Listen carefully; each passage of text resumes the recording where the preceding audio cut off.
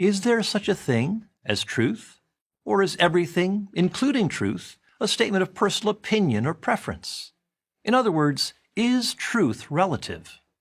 For our purposes here, let's put aside the science angle. Yes, you can sit on a couch and not appear to be moving, but since the Earth at the equator is rotating at 1,100 miles per hour, you are, from that perspective, moving, and very fast. I'm not talking about that kind of relative. Let's confine ourselves to the more everyday questions of truth, like, does it exist? Once the answer to this question was obvious, usually confined to late-night discussions in college dorm rooms, but no longer. Truth is going through a tough time. A white woman feels black and represents herself to be so. She rises in the leadership ranks of the NAACP until her fiction is exposed. She refuses to go quietly, however. She feels black, and so she is black. A 69-year-old man in the Netherlands petitions the court to legally change his age to 49 because that's how he feels. And of course, seemingly on a daily basis, men and more boys, with all the chromosomes and body parts that make them distinctly male, declare themselves to be female. And women and more girls likewise declare themselves to be male. They feel they're one sex or the other, therefore they are that sex, and we must accept that regardless of what the truth is. In a viral video, a 5-foot 9-inch American Caucasian male asks students at the University of Washington to acknowledge that he's Chinese or 6'5" or a woman. Some hesitate, but no one will tell him what he's saying is not true, that he's not what he says he is. That would be mean and intolerant. This true for you but not for me relativism is disconcerting because it requires the acceptance of obvious contradictions, denial of reality, and common sense. Rather than adjusting our lives to the truth has to adjust itself to us. But it's very difficult to live this way, not to mention it being highly impractical.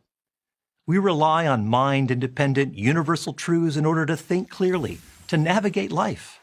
Otherwise, we quickly get lost. There must be some things that just are, things that are true. This way points north for everybody, no matter what anyone happens to prefer or sincerely believe. So what is truth? At its root, truth is a match-up with reality. A story, a statement, or belief is only true if it lines up with what's real. It's like a socket wrench fitting perfectly onto a bolt. Reality is the truth maker. Reality makes something true. To say the earth is flat or the moon is made of green cheese is false. Why? Because it doesn't match up with reality. Until quite recently, the purpose of all education in large part was the pursuit of truth. The motto of Harvard University, for example, is veritas, Latin for truth. No more. Anyone who says education should be about the pursuit of truth is immediately shot down with the comeback, whose truth? Increasingly, people speak of my truth or say it's true for me or your reality, as though truth is merely a matter of opinion or perspective. At the 2018 Golden Globe Awards, Oprah Winfrey famously said that speaking your truth is the most powerful tool we all have. Now, you can have your experience or your perspective, but there's no such thing as your truth or my truth. There is only the truth, that which is true for everyone. As Wall Street Journal writer Byron Tao noted, Oprah employed a phrase that I've noticed a lot of other celebrities using these days, your truth instead of the truth. But he added, your truth undermines the idea of shared common facts. And here's another problem with your truth. If your truth is truth, anyone who doesn't hold that truth must be wrong. This sounds a lot like narcissism, and it's intellectual bullying. Believe my truth or else.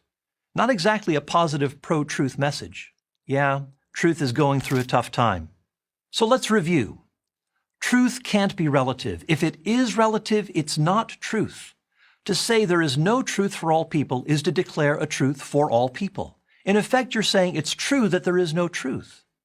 And to declare that both your and my opinions are true, even if they contradict one another, is to speak nonsense. Truth is an opinion or preference. It's not subjective or relative. It is inescapable because reality is inescapable. No amount of double talk will change that, and that's the truth. I'm Paul Copan, author of True for You But Not for Me, for Prager University.